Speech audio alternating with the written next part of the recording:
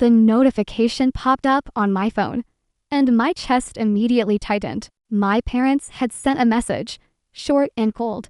"We no longer trust you." I stared at the words, my fingers frozen over the screen, trying to make sense of the finality in that sentence. It felt like a punch I hadn't seen coming, the kind that leaves your thoughts scattered and your stomach hollow. Memories of years past flooded in the time they celebrated my sister's accomplishments with extravagant dinners, while my own victories barely earned a nod. The holidays where I always felt like an afterthought. The casual comments about my lack of ambition that stung far deeper than any reprimand should have. Even the simplest achievements had been met with indifference or, worse, subtle criticism. Panic surged, and for a moment, I questioned everything I had done, every choice I had made, wondering if it had all been invisible to them. I remembered the countless nights I lay awake, replaying conversations, trying to find a place where their affection might have slipped through the cracks. But this message made it all undeniable they had drawn a line,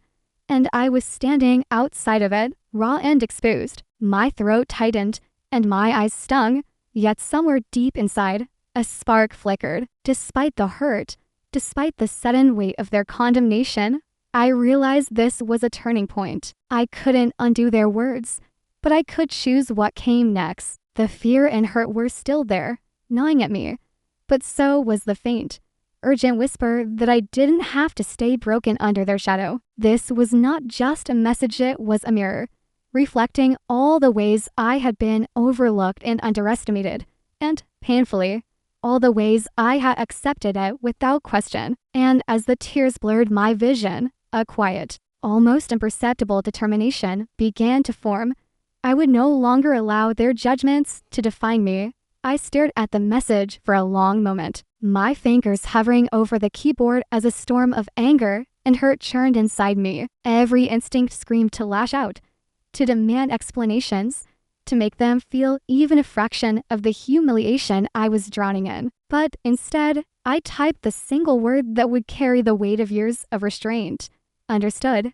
Hitting send felt like swallowing fire. On the surface, I was calm, controlled, composed, every bit the obedient child they had always expected me to be. Inside, though, a wildfire raged. Every slight, every dismissive glance, every whispered comparison to my siblings rose up, a relentless echo of a lifetime spent being underestimated. I had been dismissed so often that I had learned to mask my feelings, to smile when I wanted to scream, to nod when I wanted to argue. The calm response was my shield, but it didn't protect me from the pain beneath it. I felt small, invisible, and yet, paradoxically, more alive than I had in years, acutely aware of the injustice of being both overlooked and judged. Suppressing my fury, I thought about all the moments they had quietly undermined me, the awards I didn't get celebrated, the vacations planned around someone else's desires, the subtle comments meant to diminish my confidence. And while my outward demeanor said submission,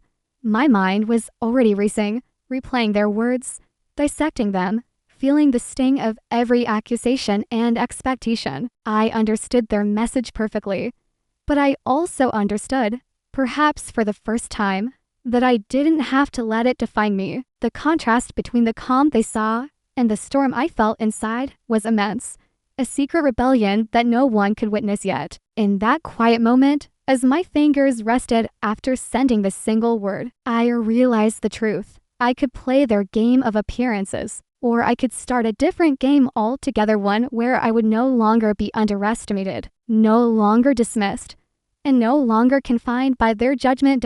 As I sat in silence after sending that word, my mind refused to let go of the flood of memories. I remembered my 10th birthday, when my parents showered my older sister with gifts and praise while I got a half-hearted happy birthday and a shrug. I remembered staying up late to study, sacrificing weekends and social events, only to have my achievements brushed off as expected while my siblings were lauded for far less. Each recollection cut deeper, a reminder of how invisible my efforts had always been. I replayed the countless family dinners where my opinions were ignored, my ideas dismissed, and my contributions minimized. Even simple moments, like asking for help or attention, had been met with impatience or indifference. The pattern was clear. They had always measured me against someone else, usually my more charismatic, accomplished siblings, and consistently found me lacking. The unfair comparisons had become a quiet torment, a subtle but persistent reminder that I was somehow less than.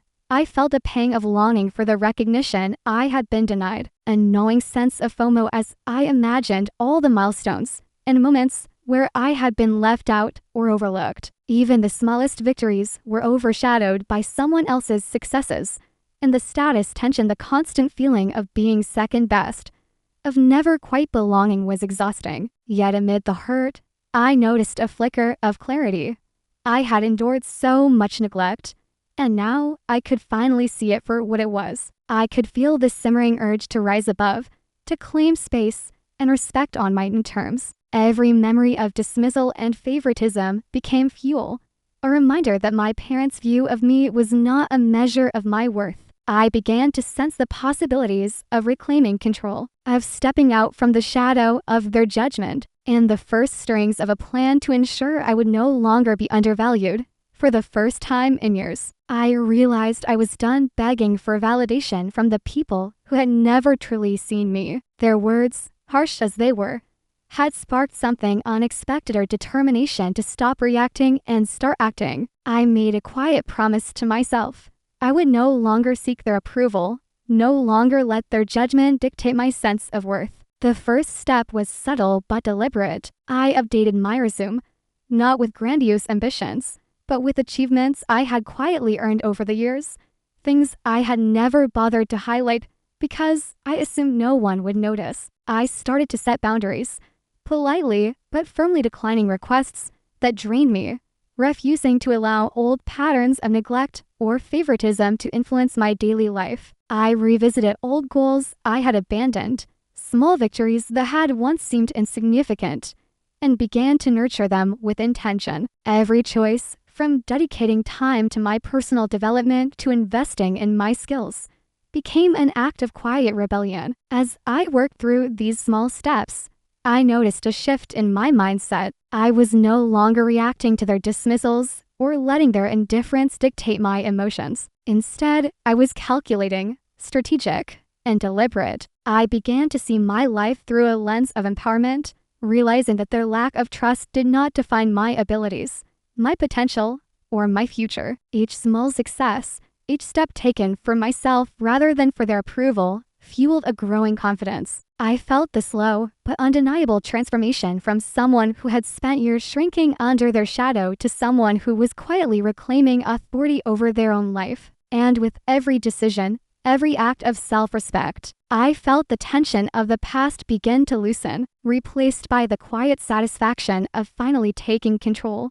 Family gatherings had always been a minefield, but now, after the message and my own resolve to reclaim control, their behavior stung sharper than ever. At the last holiday dinner, my parents hovered around my sister, praising every minor accomplishment as if the rest of us were invisible. "We're so proud of how well you handled that promotion," my mother gushed, then turned to me with a casual, almost dismissive smile. "And you? Well, we know you're trying your best, trying my best." The words felt like salt in an open wound. I forced a polite smile, nodding, but inside, the old frustration bubbled. During dessert, my father leaned and Anne whispered, "Maybe next year you'll do something worthy of celebrating."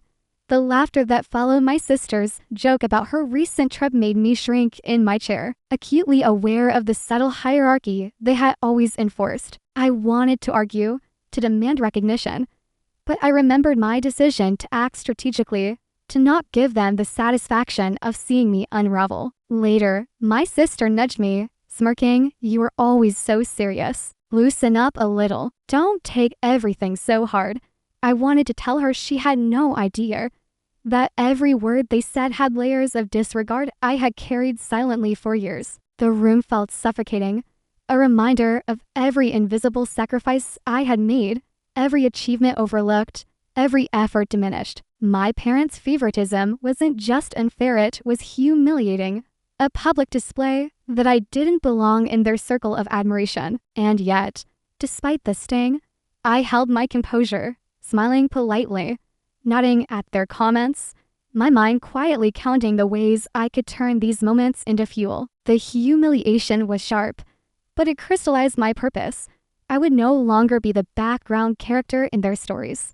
I hadn't told anyone, not a single family member, about the promotion I had quietly secured at work. It wasn't just any role, it was a significant step up, one that came with responsibilities, recognition, and a salary that finally reflected the effort I had poured into my career for years. I remembered the moment my manager called me into their office, the way their eyes lit up as they spoke about my leadership potential and the impact I had made. I left that room with a mixture of disbelief and exhilaration, the reality of being truly seen for the first time in my life beginning to sink in. As the days passed, I found subtle ways to hint at my success without directly flaunting it. A casual mention of late-night meetings, a new designer notebook casually set on my desk during a video call, an anecdote about mentoring a high-profile client, all tiny breadcrumbs, enough to suggest change without declaring it outright. Meanwhile, my family remained oblivious,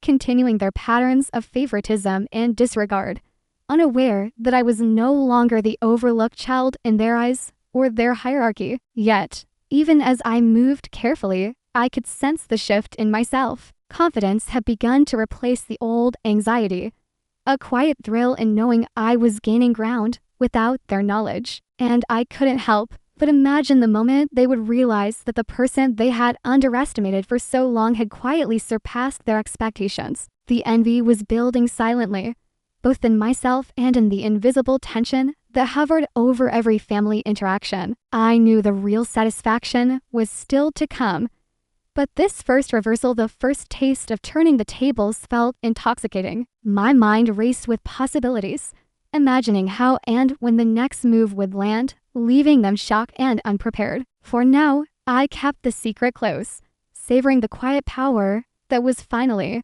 undeniably, mine. After the initial thrill of my promotion settled, I realized that raw success alone wasn't enough. I needed a plan, one that would reclaim not just my dignity, but also the recognition I had been denied for so long. I began mapping out my next steps carefully, considering every move, every conversation, and every public impression. I revisited past slights in my mind, the whispered criticisms at family gatherings, the unacknowledged sacrifices, the way my parents celebrated my siblings' achievements while barely noticing my own. Each memory fueled a calculated resolve. I wrote notes, created mental lists, and visualized scenarios where I could assert my worth without stooping to petty revenge. I reminded myself that the point wasn't to humiliate them gratuitously, but to reveal, with subtle precision, that their disregard had never reflected reality. During this time, I took small actions, improving skills I had neglected, strengthening relationships outside the family, and positioning myself in social and professional networks that could amplify my achievements. Every detail mattered, even the way I spoke, the tone I used, the timing of my communications all became tools in this careful orchestration. The tension inside me grew, a mix of anticipation and restrained excitement. I imagined their expressions when they finally realized I was no longer the person they could dismiss so easily. Flashbacks intertwined with planning, reminding me of the long journey from overlooked child to capable adult, and every recollection sharpened my focus. The emotional stakes were high, and I felt the pulse of justice humming beneath my calculated patience. I wasn't acting impulsively. I was constructing a narrative in which every act, every word, and every success would land at the perfect moment. The balance between revenge and moral high ground kept me alert,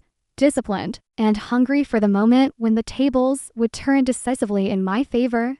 The next family gathering was always a test, but this time it felt like a battlefield. My parents, sensing perhaps a shift in my demeanor, tried their usual tactics, veiled criticisms, subtle digs, and the occasional condescending tone meant to remind me of my place. My father remarked casually, "I hope this new role isn't going to go to your head." while my mother added with a tight smile, "It must be hard keeping up with everything we expect of you." In the past, such comments would have sent me spiraling into anxiety, self-doubt, and humiliation. But now, I felt a calm center within myself, a steady confidence that hadn't existed before. I listened, nodded politely, and replied with measured words, never defensive, never over-explaining, simply acknowledging their statements without letting them pierce my composure. The contrast between who I had been and who I was now was stark. I had once trembled at these remarks, shrinking under their judgment, but now I held my ground quietly, letting the weight of my achievements speak for themselves. My subtle confidence seemed to unsettle them, their usual dominance faltering as they realized that I was no longer the powerless child they could manipulate. Even my siblings noticed the shift, exchanging glances as if to confirm the change. Every comment, every attempt to assert control, bounced off me like water off stone. Internally, I felt the thrill of power quietly building, a sense of vindication in knowing that their efforts to belittle me were now ineffective. The room carried tension, but this time I was the one holding the upper hand, not through confrontation, but through calm assurance and deliberate self-possession. By the end of the evening, I felt a deep satisfaction. No dramatic explosions, no overt revenge, just the quiet, unmistakable proof that I had grown beyond their reach, and they could see it, even if they refused to admit it. Months of careful effort and silent perseverance culminated in a moment that would finally shift the balance entirely. I had secured a major promotion, one that placed me in a leadership position overseeing projects my parents had once deemed beyond my capabilities. It wasn't just the title, it was the recognition, the responsibility, and the tangible proof that I was capable, competent, and more than they had ever imagined. I shared the news casually with friends and colleagues, careful to let it spread without fanfare, knowing that the eventual revelation to my parents would carry maximum impact. Meanwhile, I had also made financial decisions they had previously scoffed at: investments, strategic savings, and opportunities that build a quiet foundation of independence and security. The contrast between their judgment of me and the reality I was quietly constructing began to taste like subtle revenge. Every meeting, every achievement, every acknowledgement from peers added layers to the unspoken satisfaction I was cultivating. I imagined my parents learning the truth in their own time, forced to reconcile their dismissive attitude with the undeniable evidence of my success. This wasn't about boasting. It was about letting actions speak louder than words, showing them the power of resilience, strategy, and self-belief. The tension of anticipation built quietly inside me, a thrill unlike any I had felt before. I could almost see the questions forming in their minds, the surprise, the envy, the realization that the person they had underestimated for so long was now thriving beyond their expectations. For the first time, I felt the scales tipping in my favor. The groundwork for the ultimate confrontation had been laid, and the satisfaction of justice, subtle but unmistakable, began to ripple through every interaction. I knew the moment of reckoning was approaching, and when it arrived, the impact would be undeniable, leaving them to face the consequences of their previous mistrust. The annual family gala had always been a showcase of their hierarchy, a subtle theater where my parents displayed favor and control, making it clear who mattered most. This year, however, the dynamics had shifted, though they were unaware of it. As soon as I arrived, their eyes swept over me with that familiar mix of judgment and expectation, perhaps sensing the quiet confidence I now carried. Midway through the evening, my father approached, his smile tight, his tone layered with authority. "We hope your work hasn't gone to your head. It would be disappointing if you embarrassed yourself in front of the family." My mother's nod and her subtle remark about responsibilities being so overwhelming for someone in your position were meant to underline their superiority. I met their comments with a calm smile, letting the words settle without reaction. Then, as the evening unfolded, I was asked to share a brief speech about my recent professional accomplishments for the extended family and some close business acquaintances they had invited. Standing there, I described a project I had led,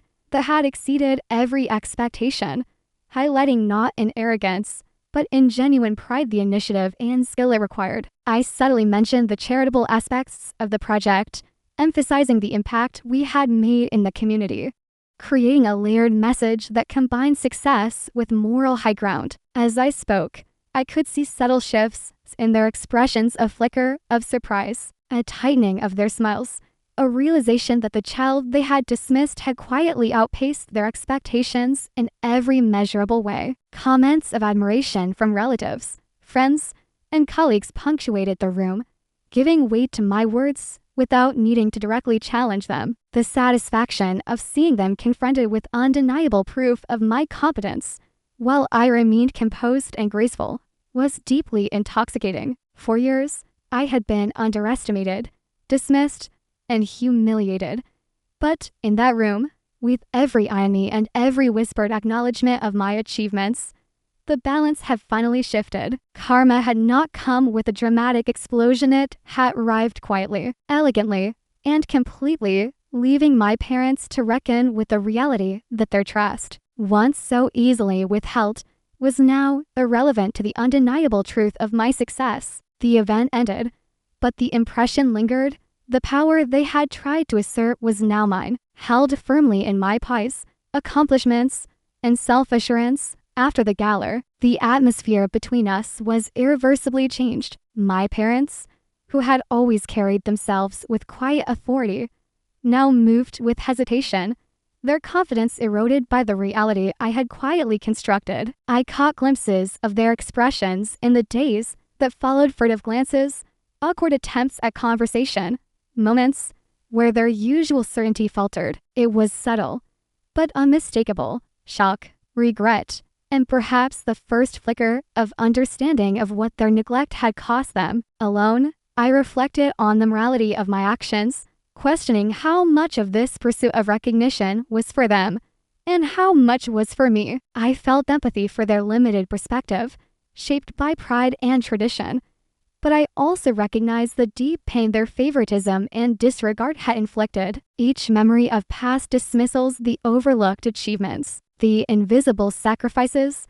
the whispered comparisons surfaced with clarity, juxtaposed against the satisfaction of the life I was now claiming for myself. The emotional release was profound. I allowed myself to feel both triumph and lingering sorrow, acknowledging the cost of neglect on both sides. In private, I smiled quietly, knowing I had achieved something far greater than simple revenge. I had claimed my autonomy, my voice, and my worth. For the first time, I felt fully seen, not just by the world around me, but by myself. And as the tension finally eased, I understood that this catharsis wasn't only for me. It was a release for anyone who had ever been dismissed or undervalued. A quiet reminder that resilience and integrity carry their own undeniable power.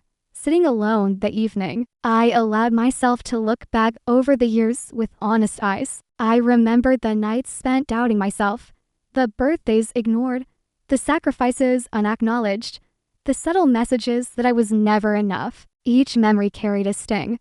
But now, in the quiet aftermath of my victories, those same memories served a new purpose. They reminded me how far I had come. I was no longer the child shrinking under judgment or fading into the background. I was respected, independent, and capable, with a life built on my own choices, effort, and resilience. The contrast between the past and present felt almost surreal.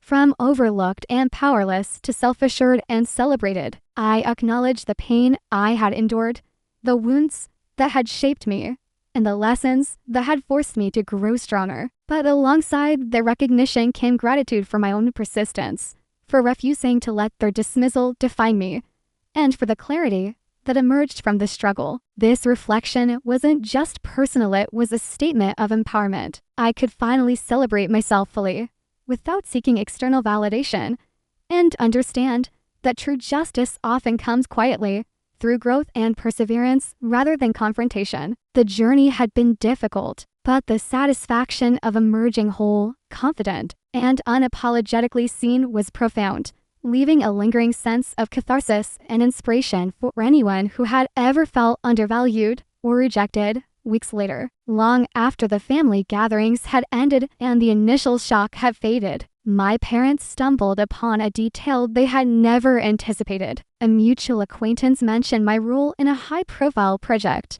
one that had generated significant accolades and quietly shifted industry attention toward me. The realization hit them slowly, first as disbelief, then as stunned acknowledgement. Their casual dismissals, the whispered judgments, the years of underestimation all now collided with the undeniable truth of my success. I watched from a distance as the weight of their oversight settled in, their expressions a mix of regret and awe. There was no need for confrontation. The revelation spoke for itself, delivering a quiet but profound karmic satisfaction. The delayed recognition, coming after my deliberate silence and composure, amplified the triumph. I felt a subtle thrill knowing that the truth of my achievements could no longer be ignored or diminished, and that the power of validation now belonged solely to me. Looking back on everything, I realized that the journey had been about far more than proving my parents wrong. It had been about discovering my own worth, reclaiming my voice, and understanding that validation can only truly come from within. I learned that silence and patience can be as powerful as confrontation, that careful planning and self-belief often outweigh impulsive reaction. Every slight, every dismissal, every overlooked achievement had shaped me into someone stronger, more strategic, and more resilient than I could have imagined. I had transformed pain into motivation, rejection into growth, and indifference into fuel for success. Standing in my own power, I felt a deep sense of satisfaction, not just because my parents finally recognized my accomplishments, but because I had proven to myself that I was capable, resourceful, and deserving of respect. The journey left me whole, confident, and unapologetically seen. And for anyone who has ever felt dismissed,